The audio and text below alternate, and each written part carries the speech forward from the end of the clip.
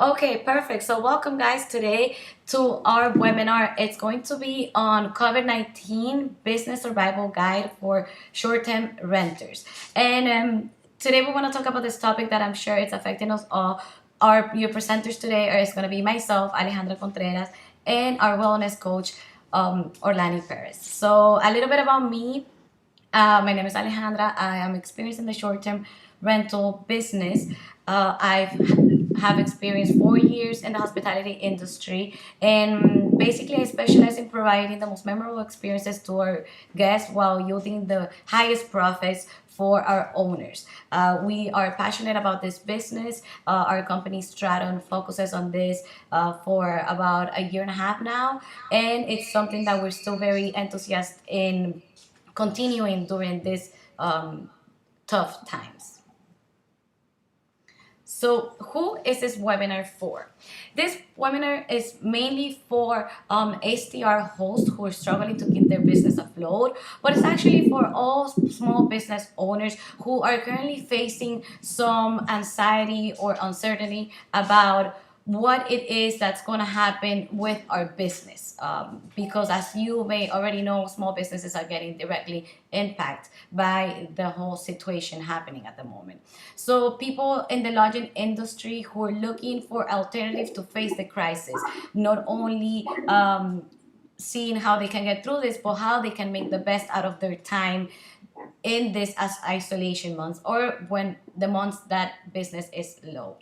SDR. Alejandra, we're not looking at the presentation. Can you please share your screen? Oh, really?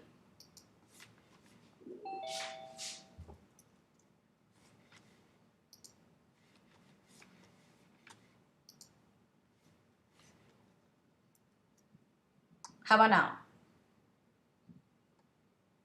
Yes, you're muted. Perfect. Okay, perfect. So for those of you that missed it, this is the presentation of the that we just did, my introduction, and then who's the webinar for. So basically, anyone wanting to make the best out of this time that has a small business or entrepreneur is just looking into or just launched their own business. What can we do in this moment? So some facts about coronavirus. Please keep in mind that some of these numbers may have changed because they are constantly changing. So we know that in the US there's been over 7,000 cases. That number 97 unfortunately has changed. It has gone up. The state with the most reported cases is New York, taking some really aggressive measures towards, but highly necessary. Florida reports around 195 cases so far. In Miami-Dade, we haven't had any death, which has been really good. And we know that specifically what has been of most impact for us has been the U.S. government banning all flights from Europe and all borders across the country. So that has been greatly factor for the hospitality industry. All businesses closed except supermarkets and pharmacies. And that just got more strict coming from yesterday until today. All states taking more aggressive measures. Some of the things that the virus has impacted, as we all may all know, has been the domestic and international flights, like I just said. As SDR host, I'm sure that we've all been experiencing a high number of cancellations, fewer bookings. We're supposed to be on our high season at the moment, so it's just a great contrast in between what we were expecting to be at the moment to where we are right now. So that means that we have limited cash flow. Debts and payments are still collecting there. Yes, the industry has lost money, and most importantly, what that boils down to is that it creates a great sense of panic and anxiety, stress, and uncertainty. And that's exactly what we want to talk about today. About all we know the factors that are there, but how is that affecting in the way that we behave and manage our business? This is some of the data that we got from Key Data, which is a great place where you can go and find live data for the hospitality industry. So we can see how COVID-19 has been affecting stays that are 30 days or less, 30 to 60 days, or 60 days or more since the first day of China. Death in China has been announced. It went down, and then on all the way until 316, where we saw a peak. The peak was due to the spring breakers, and we saw how it dramatically went down. So I am really sure that all of this resulted in a lot of cancellations for a lot of us hosts and a lot of stress and anxiety over what's going to happen. So, is there something that we can do to relieve this impact on our business? And this is especially what I wanted to focus on today, because a lot of this, it does create the sense that we are out of control, that there's really nothing that we can be doing, and it creates a lot of anxiety and panic and feeling of uncertainty.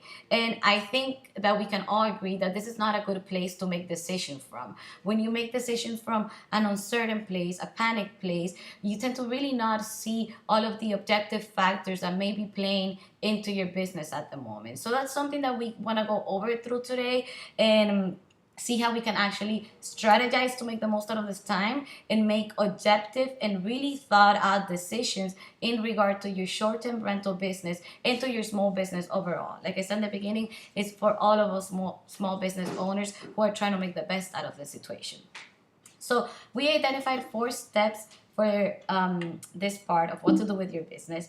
And the first one we can all agree, I think, is take action on your finances. Yes, I'm pretty sure this is the one thing that we are all thinking about right now. Oh my God, there's people that are going into isolation. The hospitality industry is getting greatly affected. What's going to happen with my reservations, with my bookings? Where am I going to get the money from?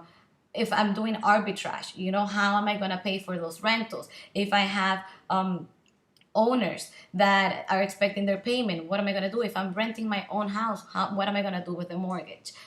We are in a position where a lot of these things have already been targeted and answered for. So I think my purpose for bringing some light into this is to really focus on our stress level and try to reduce it and really think about what are our options. So some of the things that we know that have been already happening in place for us is the government announced relief packages to help small businesses. So what are these relief packages about? The relief packages intend to help the American individual to subside their financial necessities for these tough months that we are currently seeing.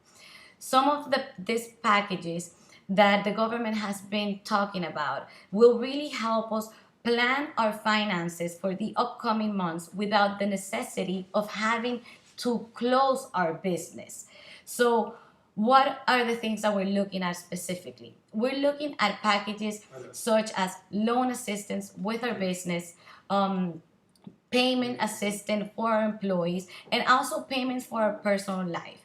Some of the things that we recently found out about is that the government will start to implement $1,000 per individual. And this is not a loan. This is so that you can survive during this month and make the best and organize your situation.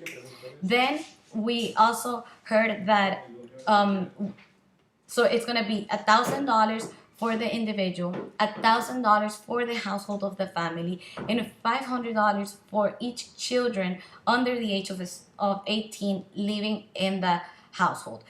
Why is this important to know? This is important to know because it can really bring our stress level down and know that there are things being taken in place that are going to help us navigate this and really make the best out of this time. The disaster loan assistance applications, you can find them at loan.sba.gov, and in there you're going to find different programs. These different programs, you can choose whatever fits your business best. Some of them will range from requesting payments for your employees. I know that when we work in this business, it's really hard to do this only one person. At least for Straton, I can speak for ourselves. We are a team and we rely heavily on our employees and our team members to make this organization work and bring the best to our guests coming and to our owner partners. So you can request this type of loans. You can also request, that's not a loan, I'm sorry. That is a government financial assistance. You can also request a loan for what you would have made during the year. So let's say, for example, that you see your business affected from March to June, and you had a projection of what your income was going to be during this time. So you can fill out this application, and the government will give you a loan over what this income would have been, and then you can pay gradually once you start recovering. So all of this means that there are loan assistance programs that will help you through these times. There are the resources there that you need. So that is some really good things that we've been coming around. Something that I've been hearing a lot about, I've been listening a lot to the word recession.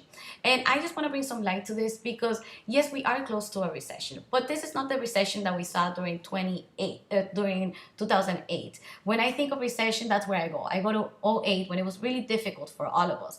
But that happened because of default and mortgages. There were financial gaps leading to this recession.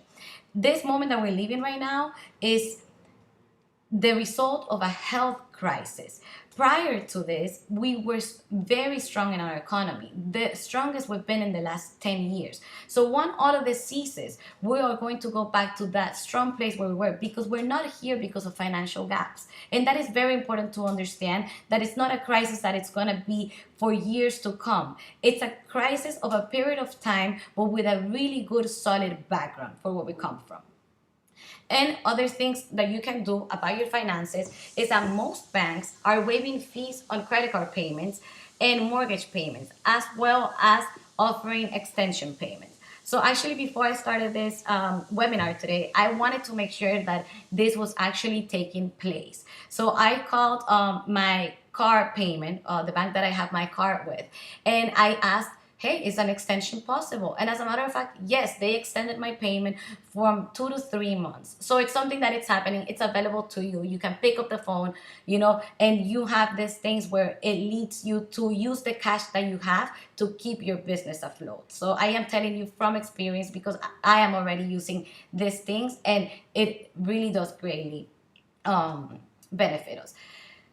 Mainly, talking about your finances, then reduce your cost. See what's necessary, what's not necessary for the operation of your business, for your personal finance, and work from them. This is the light that I wanted to share on finances, because what I really, really want to talk about is how can we make the best out of this time? What is the most positive that we can take from this?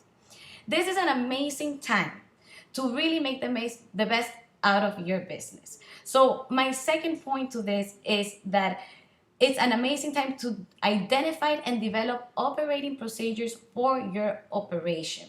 So we are always on the day-to-day, and I'm sure you dealing with guests, that is very running. The guest needs this, they need that, they did a claim. It's a lot. And a lot of the things that we get ourselves caught up with can actually be prevented if we just had the right operating procedures in place. So instead of seeing this as a shrinking moment for your business, this is actually an expanding moment for your business, because you can put in place and develop systems that when we go back, when we pass this space that we're doing, you're going to come back stronger, with an ability to grow faster, to expand faster, to not only being able to accommodate 20 guests, but being able to accommodate 60 guests, because you took the best out of this time and developed the systems that you need for your business to succeed.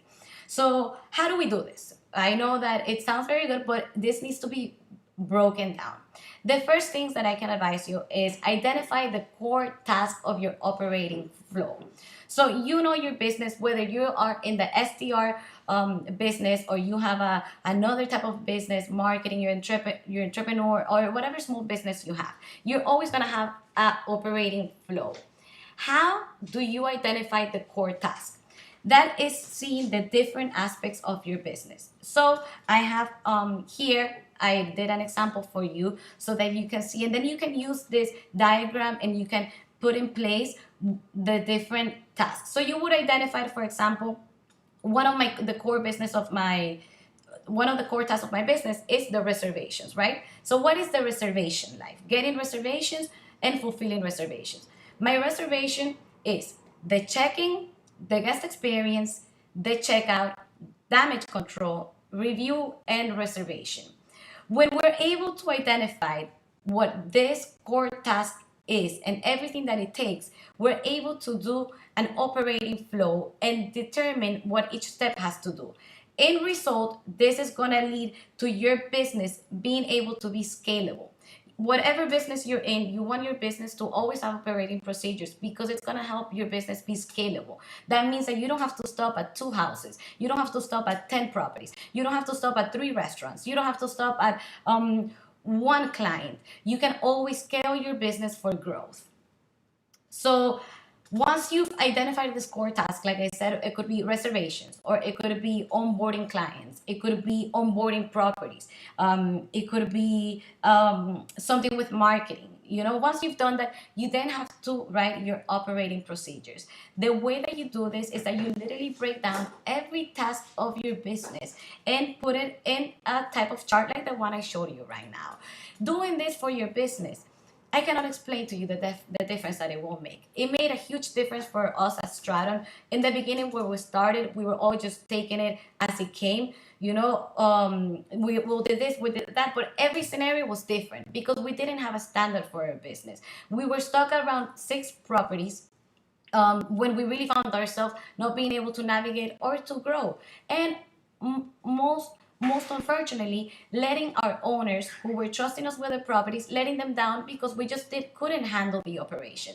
We sat down and we said, you know what, it's time to take a pause and really focus on our operating procedures. We did so, and I am glad to say that as of now, we operate over 20 properties, and way better properties with a lot more income resource. So this, I cannot stress enough, it's a great time now that you're in your home. Make yourself this project of really doing all the operating procedures for your business. And when this is done, you're going to see the huge difference that it's going to make.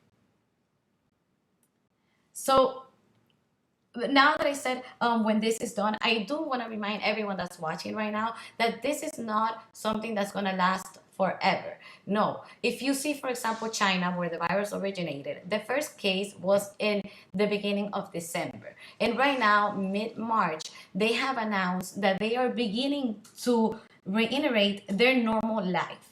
So it took around 3 months, 3 months and a half, but they're already getting back to normal. So this is not a situation that we're gonna be stuck with forever. If we just follow the government procedures at the moment, do what's best for everyone, we're gonna be done through this, and then we're gonna come back with everything.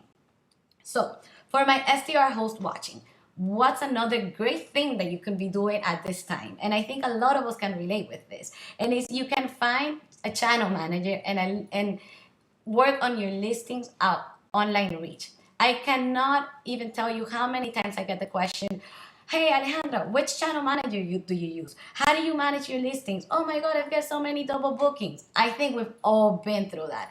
And this is an amazing time to really take your time and look for the channel manager that's gonna best suit your needs.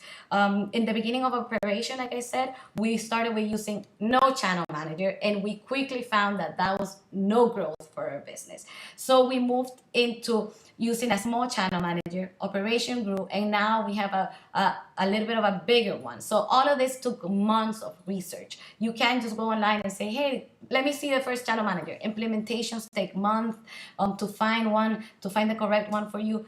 Great time that we have right now to really make the best out of it and find the one that's going to work for you and grow your business. The mindset right now is, how do I grow my business in this moment of stillness, of being still? Also, work on the reach that your listing has. Do you only have your listing on Airbnb? Check out what other websites are good. I just recently found out that there are over 46 platforms that guests use to book short-term rentals. We think that they rely on Airbnb because we get a lot of our business for Airbnb. But truth is, for the guest, for the person on the other side of the computer, they have so many options, and we need to find out which options those are. Once you've found them, upload your listing there, make it better there, grow your listing, and you'll see that in 2 months when this is going, you're going to see how much exposure you've created for yourself. And keep on your social media.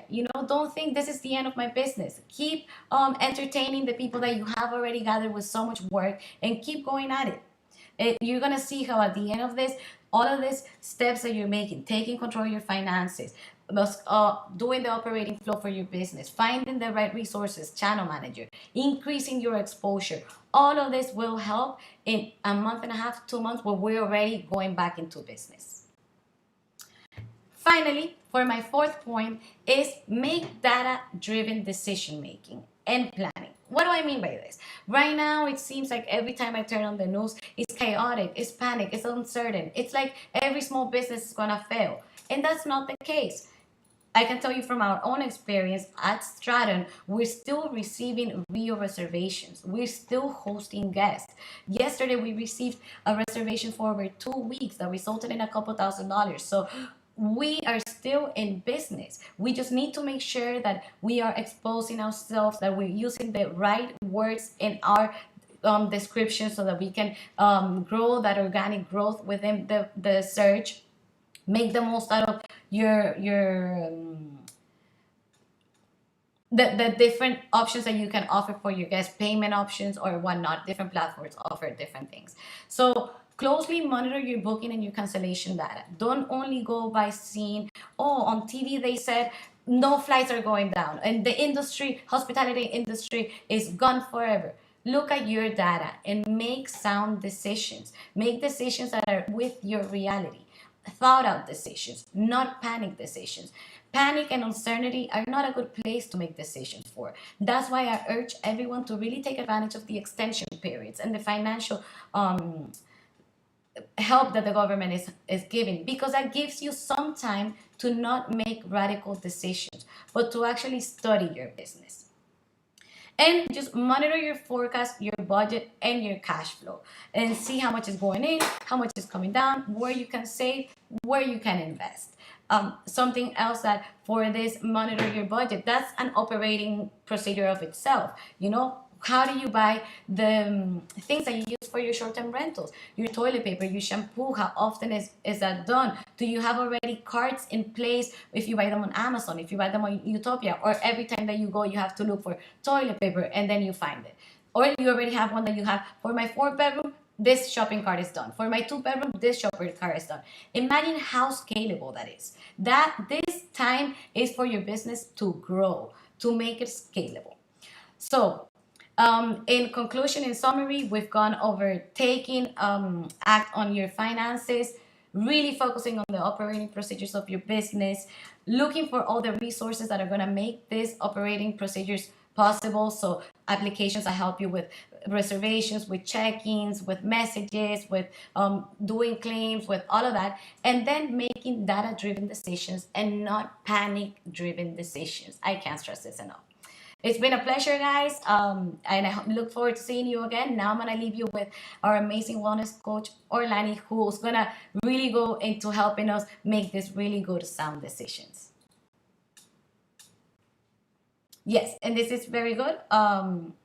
Keep in mind, the priority is to stop the virus from spreading. Once it's all over, we'll go back to normal, okay? We don't come from a place of financial gaps. We come from a really strong economic place. Orla, you have the control. Okay, great. Hey, thank you. I can switch the slides from here, so I'm going to need some help with that. I got you. Okay, good. Thank you for joining. So if you can go on to the other slide, and I can go ahead and tell you a little bit of my background. So I've been a coach for the past 8 years, specializing in different things. Started as a fitness coach and now going more into nutrition, mindset, meditation, just different things. For the past 2 years, I've actually worked in the corporate wellness space, working with a lot of executives and people that are working from home, helping them kind of build a routine and a wellness habit that can support the goals that they have for themselves. So, second one.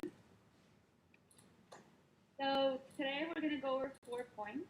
and we're going to go into depth a little bit on all of them, and hopefully I can leave you with some actionable items that you can start implementing during this time that we a little bit slow and we get to actually work on ourselves as well, especially after all the resourceful information that Alejandra shared with us about the government help and different things that are there available to ease on the pressure that we have financially.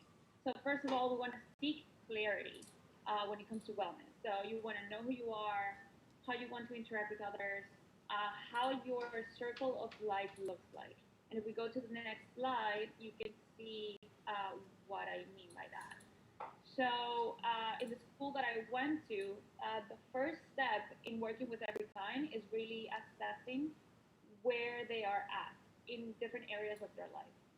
Why is that? Because if you are not in balance, then obviously some things are going to be uh, thrown off, kind of, how everything should be, and it's gonna give you some pressure. So I will tell them to add the actual link where you can go and take this test and look into where you are at, and it will give you like a point system to see how they are all stacking up on against each other, and then you can see where you can put a little bit more emphasis and what you can prioritize. If you go to the next slide. Okay, so the second one, after you do your assessment and you know what you need to work on and where you can start, you have a starting point, then you can focus on activities or the rituals that are gonna generate more energy, right? So you can lay off the coffee and you can start actually implementing some things with a plan. So um, this is, about mental well-being, physical well-being, things that can also impact your work and your focus and how you're actually, improving in those areas. So if you go over to the next slide.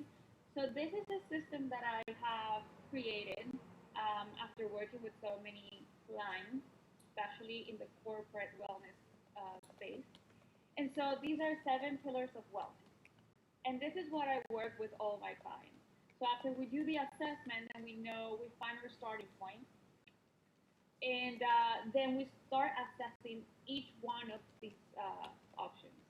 So let's say that somebody, they lack focus, they're not remembering things, they're always kind of in a mood.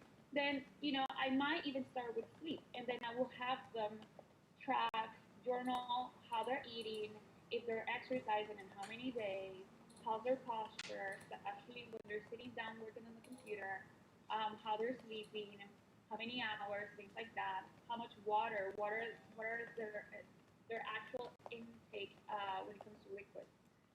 Meditation, if they're actually doing it, if they have started, what are some of the obstacles that they are kind of encountering at the moment, and how can they be very intentional about the meditation depending on what they're trying to achieve. And then thoughts or breathing. Uh, so how to calm the mind, how to really have a practice that whenever they are put in a situation of stress, they can leverage that practice so that they can come back to a more positive state where they can make decisions. So a good way to do this is to journal your life for the next 2 weeks, or it could be 1 week, and journal for each one of them. See where you're at on each one of those options, and then you can start making improvements and changes from there. So, next slide. So the next one is to raise necessity.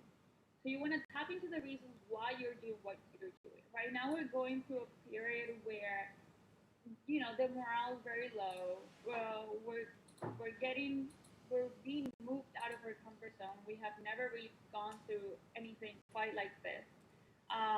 Everything that is being put out can be very negative, especially because we're being confronted with our own mortality. But with that, I also want to challenge you to start seeing things from a more optimistic lens and see this as an opportunity rather than a problem. we have the help is there, so there's not really any point to keep focusing on what we don't have. You don't want to have a scarcity mindset or a fixed mindset. You want to cultivate an abundance mindset. And what that means is getting out, thinking outside of the box, and really, you know, looking at the opportunity. So what we're going to be looking at next are some questions that I have created for you guys to use, so that you can start reframing those thoughts that you're having and see how you can actually use what's happening at the moment as leverage to either maybe get creative and think of another service that you can provide with your business, even with yourself. What are some of the things, what are some of the values that you have right now? I find that a lot of people, when I ask like the first question, these are things that a lot of people have not really put a lot of emphasis on. They just keep going through the motions, going through life. 10 years passes by, they don't feel fulfilled, and it's because they haven't really reevaluated their values or the belief system. They just go through life, with this kind of archaic belief system that is, very old, and they haven't really taken the time to challenge that. So with that, um, we are going to share this slide with you. So I want to invite you to take some time, maybe like an hour or two for yourself, and evaluate where you are in these questions. What's important to you? What are your values? What do you need? How are you supporting others? Why do the things that you're doing every day for your business matter? And how are you using that to serve others and make other people's lives better? Okay, next one. And then lastly, to increase productivity. So, very important, especially because we live in a very fast-paced environment. I have come across some people that do not use their calendar, um, and I don't really know how they do that. I would go crazy. So I have a system on how I organize my month, my tasks, how I keep organized. To be honest, I am very airy and I'm very flowy, and it's really hard for me to stay focused on a task. But because I already know my nature, then I have created systems that support me so that I can actually accomplish what I want to accomplish. Um, so let's go to the next slide, and I'll show you a little snap. Oh, okay. Okay, so it's fine. So the way that I do this, I'm just gonna talk you through it, and hopefully it makes sense. But you want to, so I have like a dotted journal, and my screen might be a little small, but I like to use this so it's easier to organize the information. I So for think the that I can month, do I it. grab and I just put the title of the month, and then the first segment is the target.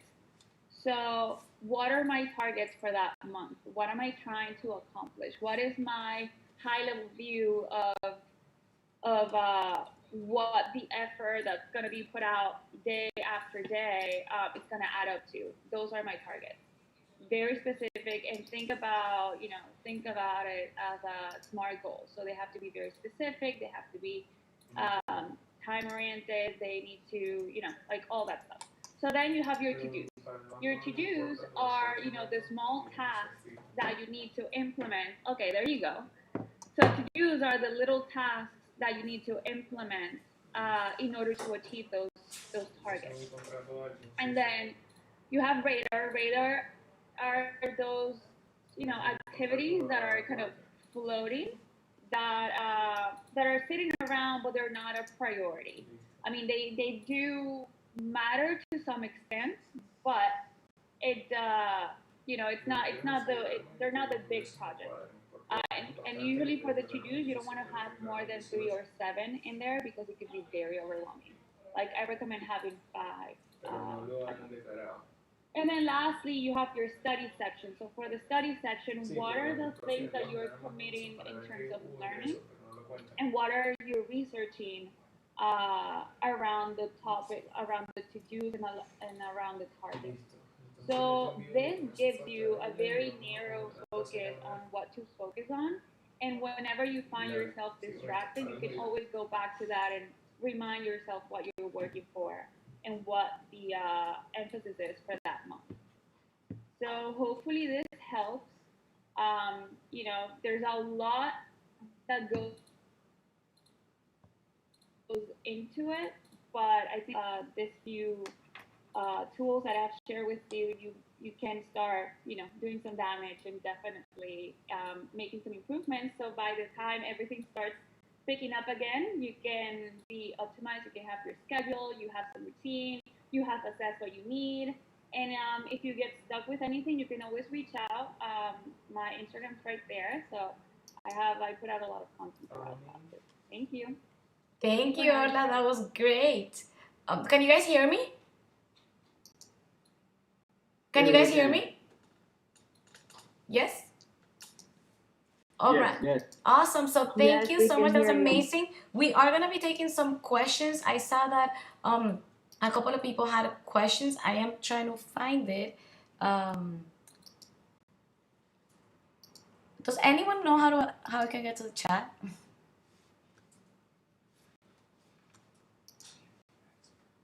Let's see. On your Zoom screen. Yeah, that's where I'm trying to go. So I spent. Tab. On Zoom. Command, I am on Zoom. command tab, and you can go to Zoom. Okay. Oh, okay. All right. Well, I think that maybe I can get it from here because there's a couple of questions that I saw that I do want to see. Like, for example, I know our friend John Sekinger, I'm sorry if I'm saying it wrong, he asked a question about which channel manager do we recommend? And that it, like I said there, that's gonna depend on the amount of properties that you have and how much exposure you want. So some things that you want to see when you're picking a channel manager is can you sync your pricing to the channels that you're on? For example, some channel managers will say that you can have your listings there, but to change the price on Airbnb, on Booking, and on VRBO, you're gonna have to go into each different portal and change the pricing. So you can just imagine with 10 properties how difficult that's gonna make your operation. So first you gotta clarify how many properties you have, what are the things that you want your channel manager to do for you, and then you can pick what it is that would best suit you. So for example, for small operations like 7 listings and only with 2 website exposure, 3 at the max, Smoobu is a good option. But if you're planning on going more on more channels and more properties, then you want something that's a little bit bigger, it's gonna be a little bit more expensive. With Smoobu, something small, you're gonna be seeing at like less than $20 per property. But when you're growing and you need something bigger, you're gonna want to go with something like Rentals United or 365 Villas. They're gonna cost you more, but the reach and what you're gonna be able to do with it is gonna be incredibly more. I hope that helps. The question is, I have 1 property working on another 2. Do they all charge monthly per property? Most of them charge per property, or some of them would charge for the bracket that you're in. So they'll say 1 to 7 properties, this is your monthly fee. 7 to 14, now you're paying 150, and then when you do 15 to 20, you're paying 200. So like that. Some others may say it's $65 per property, or the Smoobu, the one that I'm recommending, I think it's around $17 per property, or even a little bit less. It's just a little bit more limited in what you can do with it. So I think if you have 2 properties, you can work with something like that until you get, because also using a channel manager is not as easy in the beginning. You need to get used to the system, the software. So that's something good. First start with something small and then gradually go into more experienced property management systems. What's everyone else using? I've heard a lot of people using IGMS, and IGMS, Rentals United is the one that we use. 365 Villas, There's a couple more. I've done extensive research on them, but I like this one. Oh, I know Vacasa has one. Yeah, so IGMS is a popular one that I've heard. Okay, any other questions, comments? No? All right. How do you spell that? Rentals United, I'm gonna write it. Smoove, I'm gonna write all the recommendations here so you guys can see them.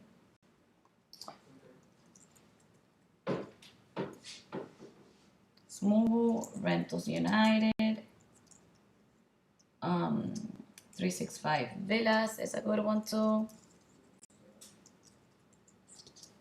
I know IGMS, people also use that. So I just put a few options there. I hope that that really makes it easier for you, John. I know that looking for a channel manager can sometimes be very overwhelming, especially when we're not familiarized with what we need to be using in it. So I hope that helps. You're welcome. You're very welcome. All right, if we don't have any more questions, I do want to thank everyone for joining us today. Henry has a question. He just asked me on private, so let me share it to the public. Okay. Thank you, Henry, for your question. What do you recommend during this time? Should it be correct and secure manage of linen and towel? All of the housekeeping materials. So this is a great question. Right now, there are few bookings happening, so we do want to make sure that whatever there is, we can get them. So how do we make our guests feel comfortable?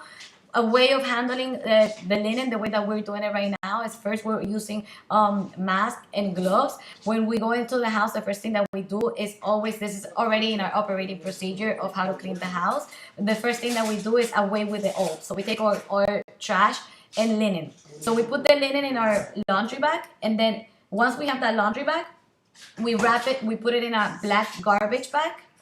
We spray it with Lysol and then put it again on another big black garbage bag. And then that helps secure it twice. You know, we have our normal laundry bag, then we have one on top, Lysol, and then we have one on top, and right there and there, we take it to the car, which has already been sanitized. So that is a great way, I think, that we found to keep everyone safe. All right. So thank you everyone for joining us today. We are doing the seminars weekly every Friday, and we hope to have Orlani again with us. We thank you so much for joining us today. Your contribution was really invaluable. It was amazing. So, and thank you everyone for joining today. Thank you for having me. Of course. We'll see you next week, guys. For tuning in. All right. Bye.